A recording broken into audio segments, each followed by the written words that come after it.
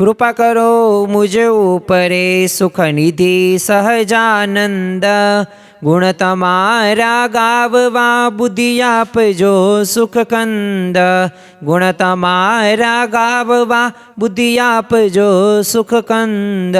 स्वामीनारायण साक्षात् अक्षर पुरुषोत्तम।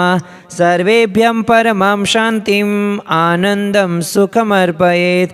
श्री स्वामिनारायण भगवाननी जय। अक्षर पुरुषोत्तम महाराजनी जय। गुणातीतानंद स्वामी महाराजनी जय। प्रमुख स्वामी महाराजनी जय। प्रकट गुरु हरि महंत स्वामी महाराजनी जय। सूरत अक्षरधाम महोत्सवनी जय। दरेक दिव्य हरिभक्तों ने होળી ધૂળેટી पर्वना भावभर्या स्नेहभर्या जय स्वामी नारायण। આજનો દિવસ એટલે પવિત્ર દિવસ। હવે આપણને જ પ્રશ્ન થશે કેમ પવિત્ર દિવસ? આજના દિવસે તો હોલિકા દહન કરવાનું છે। આજના દિવસે તો અમારા જીવનની અંદર એ આખા વર્ષ દરમિયાન જે તહેવારો ઉત્સવો આવે તો આજે તો અમે અગ્નિ પ્રગટાવવાના છીએ અને અગ્નિની અંદર પણ એ ખજૂર હોય કે ધાણી હોય કે એ શ્રીફળ હોય એ બધું હોમવાનું છે। તો આજનો પવિત્ર દિવસ કેમ થયો? હા, તમે આવતીકાલે કહો અને બેસતું વર્ષ ઉત્તરાયણને કહો તો પવિત્ર દિવસ કહી શકીએ, પણ હું શા માટે પવિત્ર દિવસ બોલ્યો? કારણ કે શાસ્ત્રોની અંદર હોલિકા દહનનો કંઈક મર્મ કે કંઈક રહસ્ય કે એ દર્શાવવામાં આવ્યું છે। પ્રથમ જ તે આપણને પ્રશ્ન થાય કે શા માટે હોલિકા દહન? અને આ હોલિકા દહન તો દર વર્ષે થાય છે, પણ આનો કંઈક મર્મ કે કંઈ રહસ્ય છે કે નહીં? તો આજના પ્રવચનની અંદર આ શા માટે પવિત્ર દિવસ છે આ હોળી ધૂળેટી પર્વનો, અને શા માટે હોલિકા દહન આપણે કરીએ છીએ અને આપણે એમાંથી શું શીખવાનું છે એની આજે આપણે આ પ્રવચનની અંદર વાતો સાંભળવાના છીએ। હું શા માટે પવિત્ર દિવસ બોલ્યો તો એના મુખ્ય 3 કારણો છે। કારણ કે અહીંયા આપણે આજના દિવસે એ લાકડાઓ કે છાણાઓ ભેગા કરીને એ આપણે અગ્નિ કાંઈ પ્રગટાવવાની નથી નકરી, એ નકરા લાકડા બાળવાનો કાંઈ ઉત્સવ નથી। એક આત્મશુદ્ધિનો આ પવિત્ર પર્વ છે। આપણા આત્માની શુદ્ધિ થાય એ માટે આજે આપણે સૌ કોઈએ સંકલ્પ કરવાનો છે। આજે આપણે નેગેટિવ ઉર્જાનો નાશ કરવાનો છે, આપણામાં રહેલી નકારાત્મકતાનો આપણે ત્યાગ કરવાનો છે। આજનો આ પવિત્ર દિવસ એટલે પરસ્પર એકતા અને પ્રેમનો સેતુનો દિવસ છે। એટલે પરસ્પર આપણે એકબીજા સાથે આવતીકાલે જે રંગો તો આપણે છાંટવાના છીએ, પણ જેમ આપણે ત્યાં નાત જાતનો ભેદ બધું ભૂલી જઈએ છીએ, એવી જ રીતે આપણા જીવનની અંદર પરસ્પર એકતા રહે આ ભાવનાથી જોડાવાનો આ દિવસ છે। એટલે માત્ર આ પર્વ એ અગ્નિ પ્રજ્વલિત કરવાનો નથી, પણ આપણામાં રહેલા એ અહંકાર કે દ્વેષ કે અધર્મ એને દહન કરવાનો આપણે સંકલ્પ કરવાનો છે। તમે જો શ્રીજી મહારાજે પણ 28 વર્ષ સુધી એ પોતે બધા દિવ્ય ભક્તો હોય કે સંતો પરમહંસોને ઉપદેશો આપ્યા છે। ગઢપુરની અંદર મહારાજ 26 વર્ષ રહ્યા, 2-3 વર્ષ બીજી જગ્યાએ અમદાવાદ પંચાળા હોય, સાળંગપુર હોય, કારિયાણી હોય, લોયા હોય, પરંતુ મહારાજે 32 વાર એમને આ રંગોત્સવ કરેલો છે। તો જો ખરેખર એમનો હેતુ શું હતો કે આ સમયા કે ઉત્સવોની અંદર બધાય ભક્તો આવે, કંઈક ને કંઈક પ્રેરણા પ્રાપ્ત કરે અને પોતાના જીવનની અંદર પોતે આધ્યાત્મિક માર્ગની અંદર એ પોતે આગળ વધી શકે, એક આનંદ આવે, એક એકતા સ્થાપવા માટે એ આ સમયા ઉત્સવો એ પોતે કરતા હતા। પરંતુ આજે આપણે જે વાત કરવી છે કે અહંકાર, દ્વેષ અને અધર્મને દહન કરવાનો એ આ પવિત્ર દિવસ છે। આ હોલિકા દહનની અંદર અને આ હોળી ધૂળેટી પર્વની અંદર 3 મુખ્ય પાત્રોને આજના દિવસે આપણે સમજવા જઈ રહ્યા છીએ। એમાં પ્રથમ જ તે આપણે સમજવું છે હિરણ્યકશ્યપુને, હિરણાક્ષનો ભાઈ હોલિકા, બીજું પાત્ર અને ત્રીજું પાત્ર ભક્ત પ્રહલાદ। એટલે આ 3 પાત્રને અનુસંધાનમાં લઈને મુખ્ય આપણો મધ્યવર્તી વિચાર આ 3 પાત્રો છે। અને આ 3 પાત્રોને આધારે એ આપણે સમજવાનું છે કે ખરા અર્થની અંદર આ હોલિકા દહનનો સાચો મર્મ કયો છે।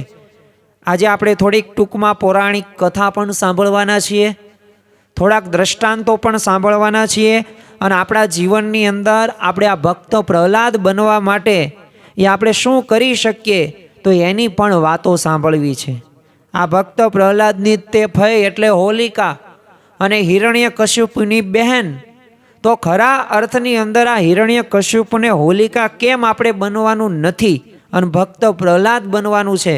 તો આ ત્રણ આપણે પાત્રોને આધારિત આજનું આ પ્રવચન એ આપણે સંપૂર્ણ સાંભળવાનું છે, અને ખરા અર્થની અંદર આપણા જીવનની અંદર કંઈક ને કંઈક વિશેષ પ્રેરણા આપણે પ્રાપ્ત કરવાની છે. આવા હિરણ્યકશ્યપ એટલે કોણ? તો આમ તો અહંકારનું પ્રતીક.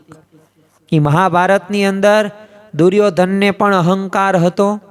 રામાયણમાં મુખ્ય જે અસુરનું પાત્ર એટલે રાવણ, તો એને પણ અહંકાર હતો. એ પાંડવો અને કૌરવોની અંદર કૌરવોમાં અહંકાર જ જોવા મળતો. એ મામા કંસના જીવનમાં પણ અહંકાર જ હતો. એ વાલીના જીવનની અંદર પણ અહંકાર જ હતો. એમ હિરણ્યકશ્યપના જીવનની અંદર પણ અહંકાર જોવા મળતો. અને જો એ પોતે એ અહંકાર કેટલો એને હતો, પણ એ પૂર્વે એને પાછો જો સંયમનું પણ પાલન તો કરેલું હતું. હવે પ્રશ્ન થાય કે સંયમ કયો? તો આ હિરણ્યકશ્યપુએ સાધના કરેલી હતી. સાધના એટલે કઈ? કે ભગવાન જેવું બનવા માટેનું. પણ મારે જ પોતે ભગવાન બનવું છે એવો અહંકાર સાથે પોતે આગળ વધેલો હતો. અને સાચા જ અર્થની અંદર આપણે કહી શકીએ કે આને સાધના કરી સંયમ રાખીને પોતે બ્રહ્માજીને પ્રસન્ન કરે છે આ હિરણ્યકશ્યપુ. અને પોતે વરદાન કેવું માગે છે? જો અહંકાર હોય ને એ વરદાન પણ એવા જ અહંકારી જેવા માગે.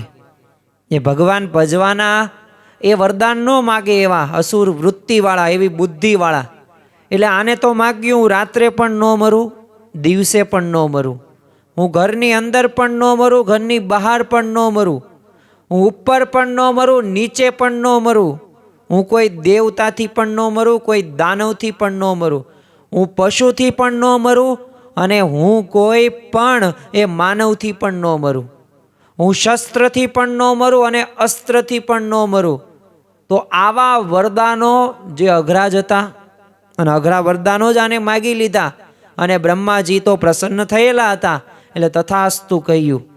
હવે હિરણ્યકશ્યપુના એના હૃદયની અંદર, એના લોહીની અંદર અહંકાર હતો, અને આ અહંકારથી થઈને એ આમ તો ત્રણેય લોકનો એ પોતે રાજા હતો હિરણ્યકશ્યપુ. કારણ કે એટલો પોતે દાનવ અને એવી અસુરી વૃત્તિવાળો બધાને હેરાન કરી નાખ્યા, અને વિનાશ વિનાશ વિનાશ જ બધે કરે. પણ એના જ ઘરે ભક્ત પ્રહલાદનો જન્મ થાય છે.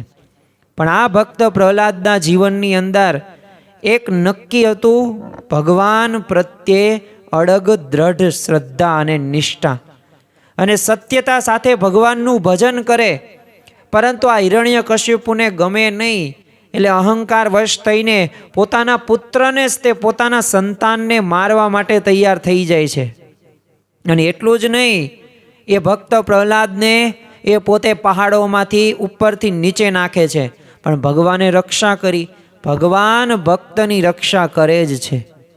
એ નરસિંહ મહેતાના જીવનની અંદર તમે જુઓ કે મારી હુંડી સ્વીકારો મહારાજ રે શામળા ગીરધારી. એ હુંડી લખે અને ભગવાન સ્વીકારે. તમે જો કે મીરાબાઈ, તો એના જીવનની અંદર પણ એ રાણાજીએ ઝેરનો પ્યાલો મોકલી દીધો અને રક્ષા કરી શ્રી કૃષ્ણ ભગવાને.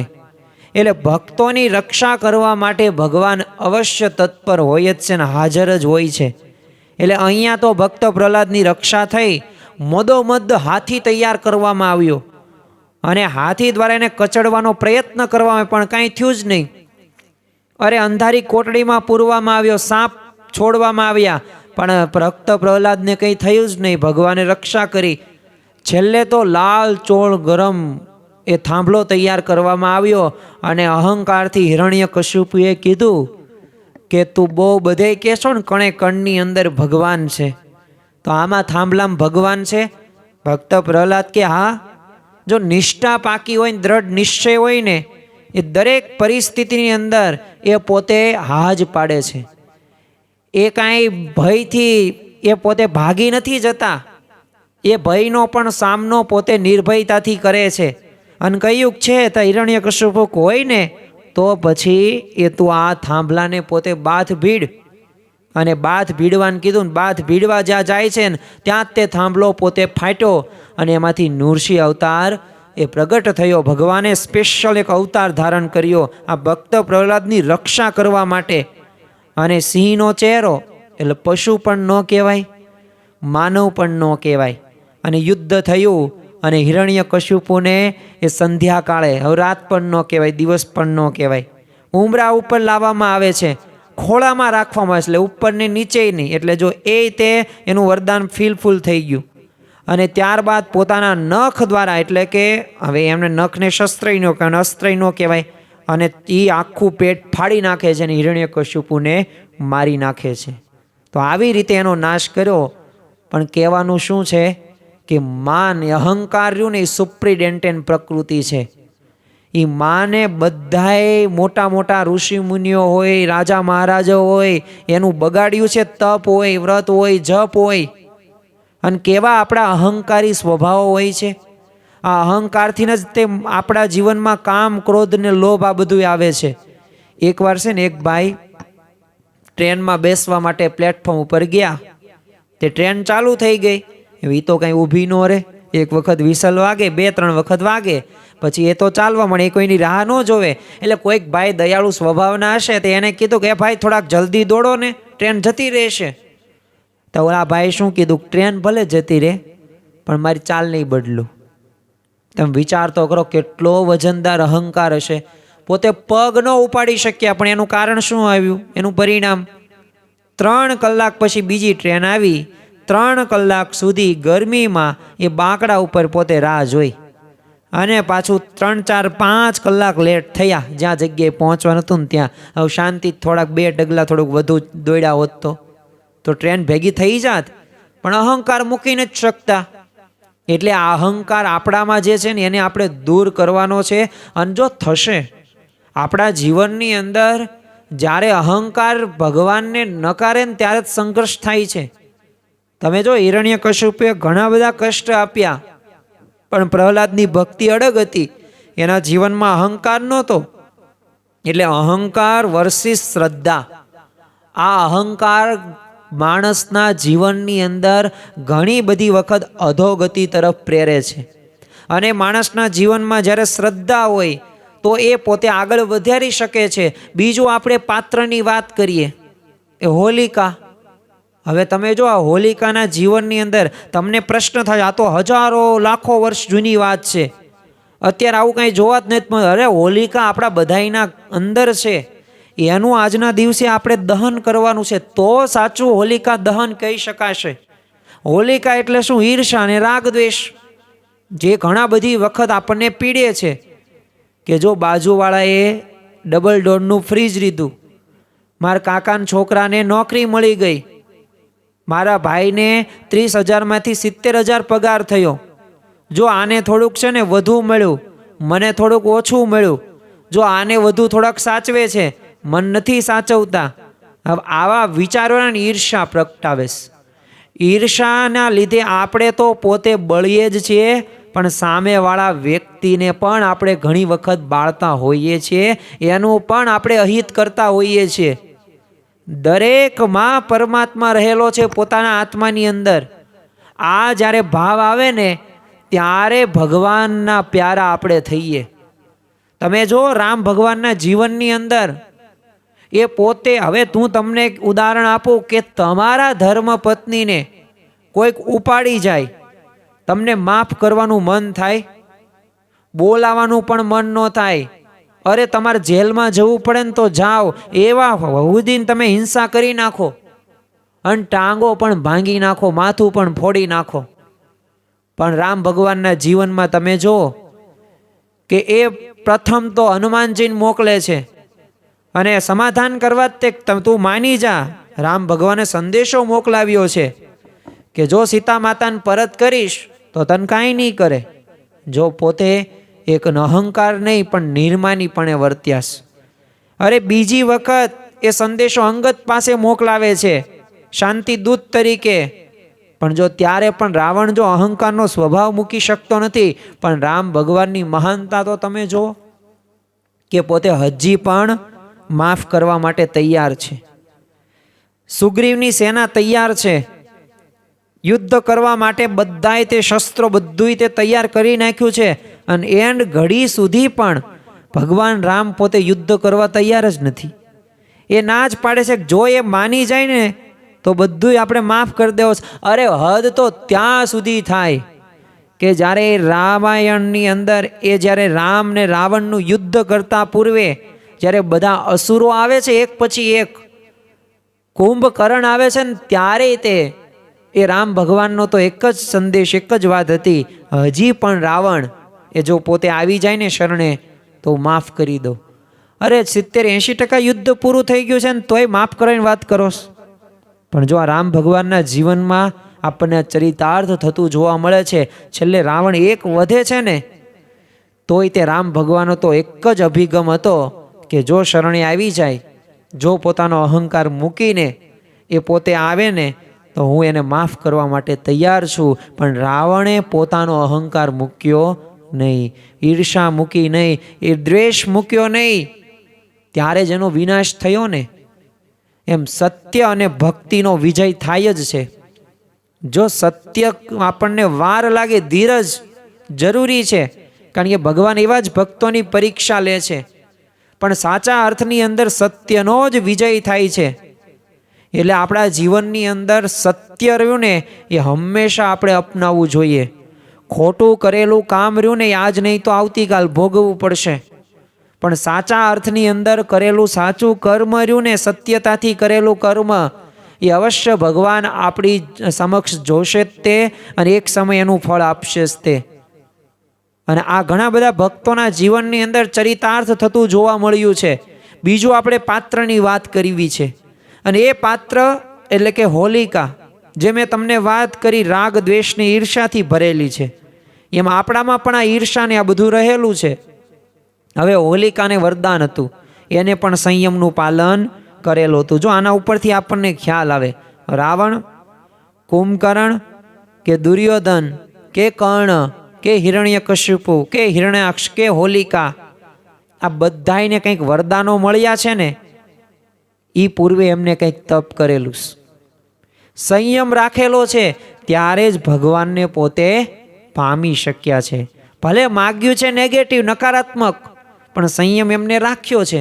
હોલિકાએ સંયમ રાખીને એ પોતે તપ કર્યું અને વરદાન એને મેળવ્યું કે મને અગ્નિ છે ને બાળવી ન પડે.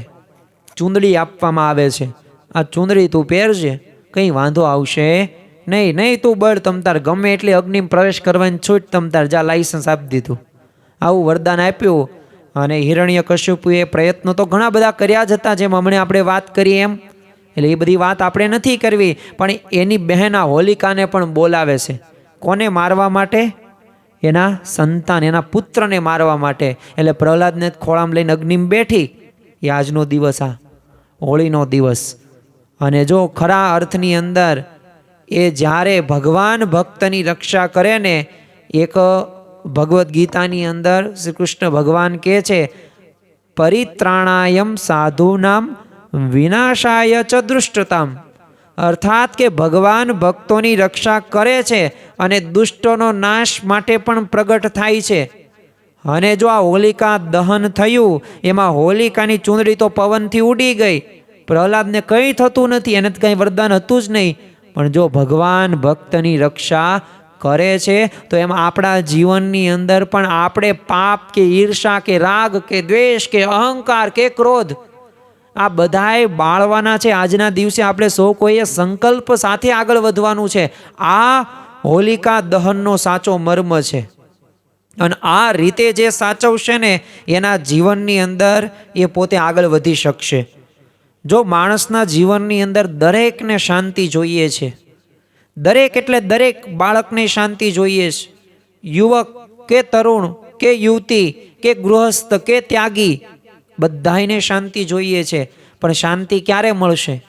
કે જ્યાં સુધી અંદર રહેલો એઠવાડો, જ્યાં સુધી અંદર રહેલો કચરો, જ્યાં સુધી અંદર રહેલા કામ ક્રોધાદિક દોષોને જ્યાં સુધી વિનાશ નહીં કરીએ ને ત્યાં સુધી શાંતિનો અનુભવ નહીં થાય. 32 ભાતના પકવાનો તૈયાર છે.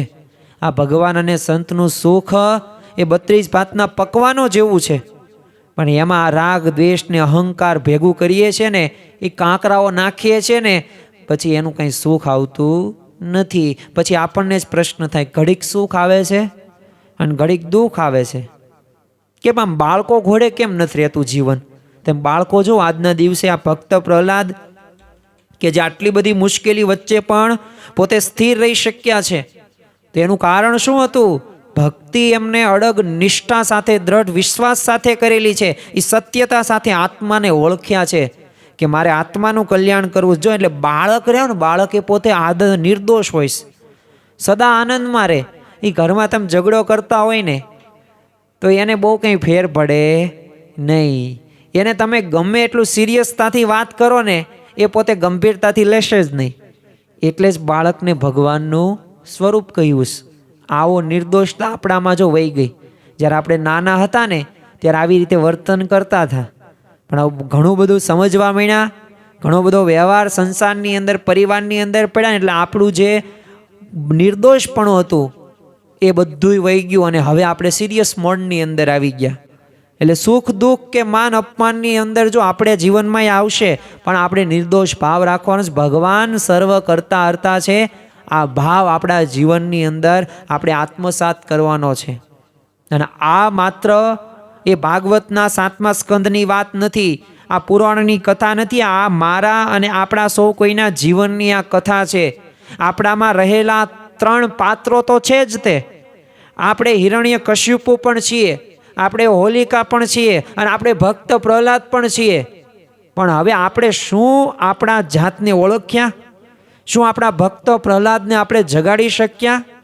એ આપણો અંદરનો પ્રહલાદ એટલે આપણો આત્મા, અને આપણા અંદરનો હિરણ્યકશ્યપુ એટલે આપણો અહંકાર, અને રાગ, ઈર્ષા અને દ્વેષ એ હોલિકા, જે દરરોજ ઘણા બધા માણસોને બાળે છે.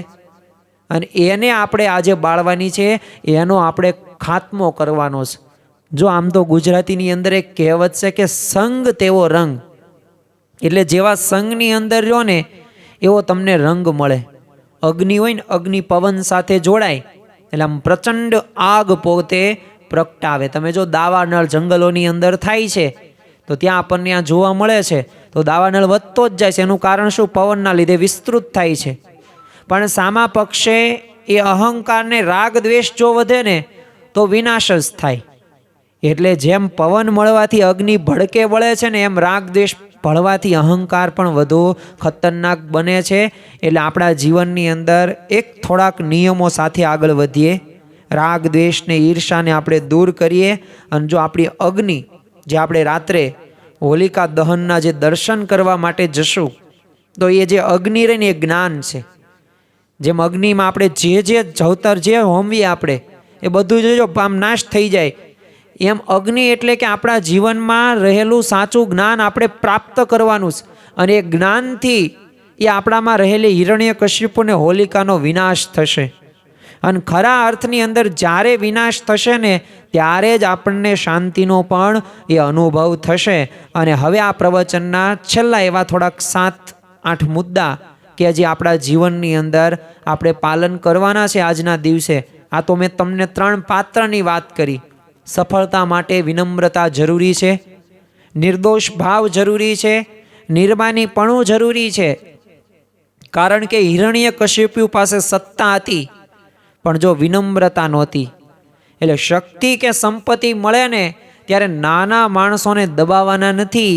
યાદ રાખજો, નાના માણસોને તમે દબાવશો ને અભિમાન તમે કરશો ને તો એ પતનનું જ કારણ બનશે. એટલે અંદરની હોલિકાનું આપણે દહન કરીએ, દોષોની હોળી કરીએ, ત્યારે જ સાચું હોલિકા દહન કહેવાય. અને બાકી આજના દિવસે તે ખાસ આપણા જીવનની અંદર આપણે પ્રહલાદ બનવાનું છે. એ મીરાબાઈ હોય, નરસિંહ મહેતા હોય, કે પછી તુકારામ હોય, દાદા ખાચર હોય, પર્વતભાઈ હોય, જીવુબા હોય, લાડુબા હોય, શિવલાલ શેઠ હોય, આ બધાય ભક્તોના જીવનની અંદર એ પોતે સત્યના ચાહકો હતા.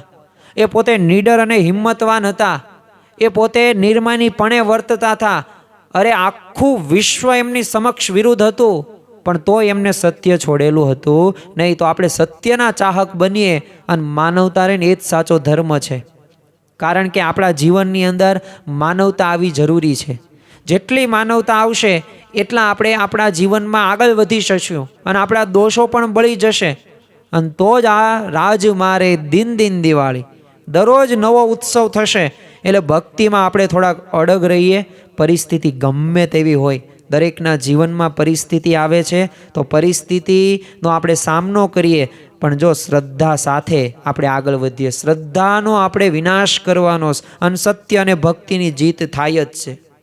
આપણામાં રહેલા એ નકારાત્મક વિચારોને આપણે અગ્નિમાં આજે અર્પણ કરવાના છે, દહન કરવાનું છે. અને છેલ્લે એક વાત કહીને આપણે પૂરું કરીએ આજનું પ્રવચન, કે જે અહંકાર વિષય ઉપરની જ વાત છે.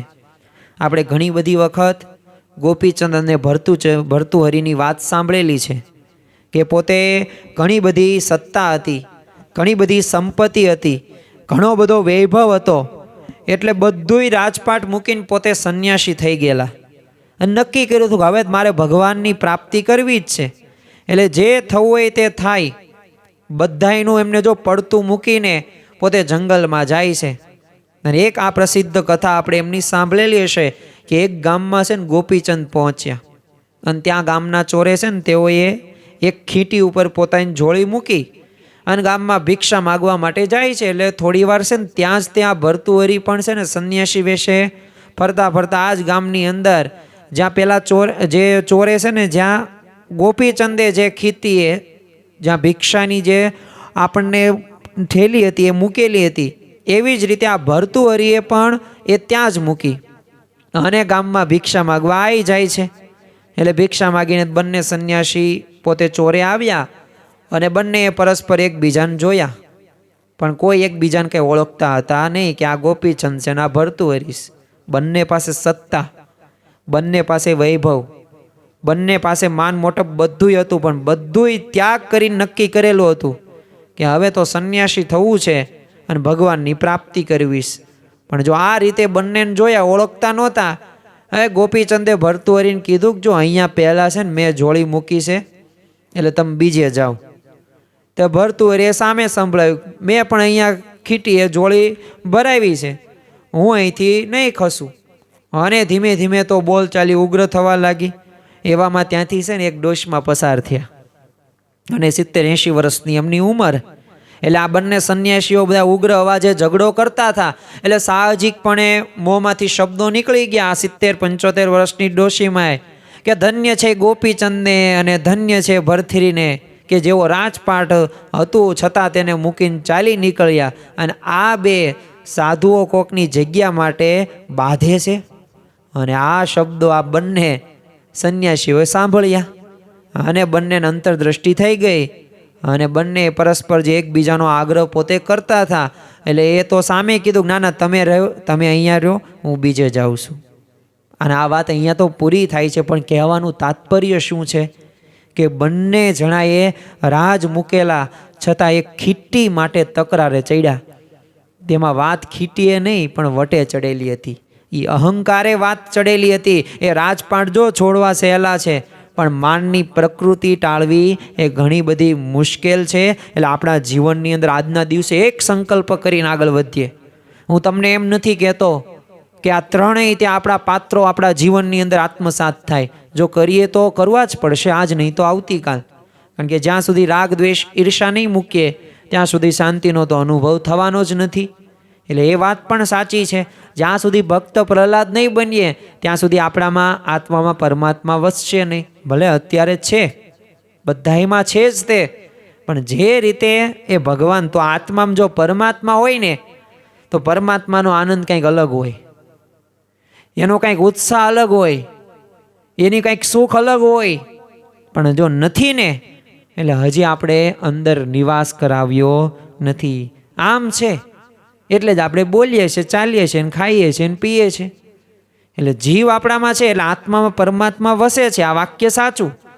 પણ હજી આપણે એને પ્રગટ નથી કરી શક્યા. હજી આપણે મન ધાર્યું જ કરીએ છીએ એટલે શાંતિનો અનુભવ થવાનો નથી. ભગવાનને ગમતા થઈએ, આ હોલિકા દહનનો સાચો મર્મ છે. ભક્ત પ્રહલાદ જેવી અડગ દ્રઢ નિષ્ઠા અને ભજન કરીએ તો ભગવાન આપણો સાથ આપે, બાકી સાથ આપે નહીં. તો આજના દિવસે એક સંકલ્પ સાથે આ સભા આપણે પૂરી કરીએ. આજનું પ્રવચન કે આપણામાં રહેલો એ અહંકાર રહ્યો ને, એ અહંકારને આપણે દૂર કરીએ. અને કોણ મોટું ને કોણ નાનું, કોણ પૈસાવાળું ને કોણ પોતે ગરીબ, અરે એવા બધાય પ્રકારના જે ભેદભાવોને દૂર કરીને આપણે બધાય મનુષ્યો છીએ, બધાય માનવ છીએ, અને બધાય માનવનું આત્મકલ્યાણ આપણે કરવું છે ને આપણે પોતાનું કરવું છે.